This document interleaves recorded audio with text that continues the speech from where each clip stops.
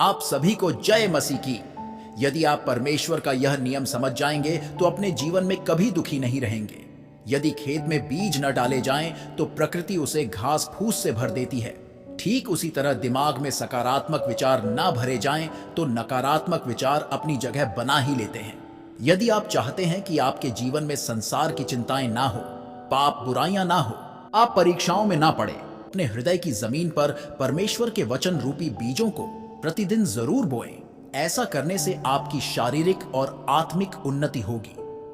परमेश्वर की आज्ञाओं पर चलना इतना कठिन नहीं है कि हम चल ना सकें। बाइबल के वचन गलातियों की पत्री 5 अध्याय 14 पद यह बताता है।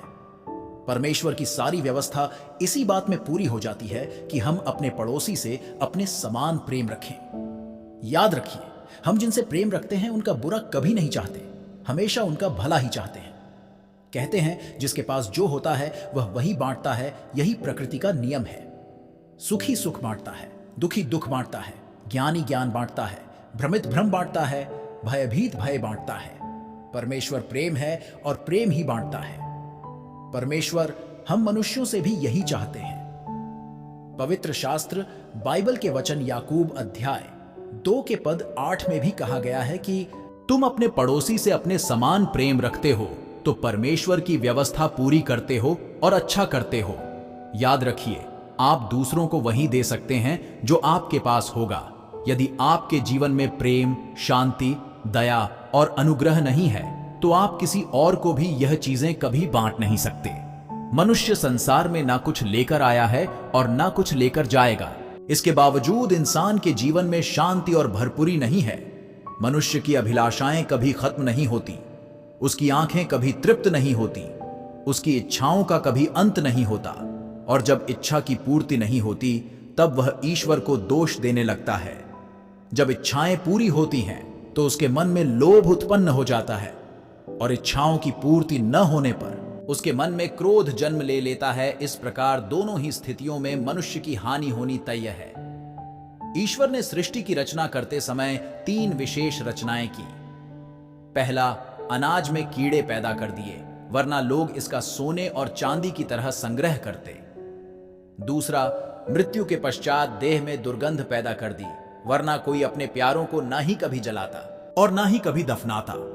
तीसरा, जीवन में किसी भी प्रकार का संकट या अनहोनी होने के साथ रोना और समय के साथ उसे भुलाना सिखा दिया, वरना जीवन में निराशा और अंधकार के सिवा कुछ न रह जाता। कभी भी आशा, प्रसन्नता और जीने की इच्छा ही नहीं होती।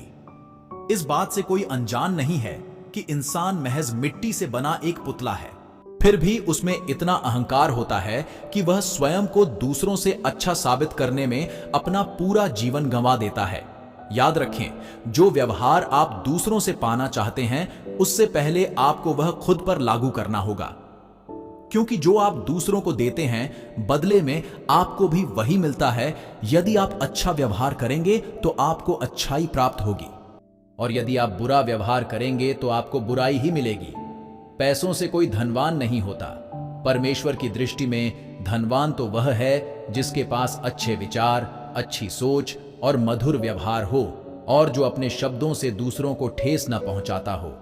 बाइबल का वचन पहला तीमुथियुस 6 अध्याय और 17वां पद में लिखा है, इस संसार के धनवानों को आज्ञा दे कि वह अभिमानी ना हो और चंचल धन पर आशा न रखें, परंतु परमेश्वर पर जो हमारे सुख के लिए सब कुछ बहुतायत से देता है, वह भलाई करें और भले कामों में धनी बने और उदार और सहायता देने में तत्पर हों, और आगे के लिए एक अच्छी नींव डाल रखें कि सच्चे जीवन को वश में कर लें।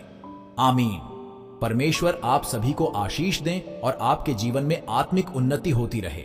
जीवन को प्रेरित करने वाले वचनों को पाने के लिए मेरे चैनल को सब्सक्राइब जरूर करें।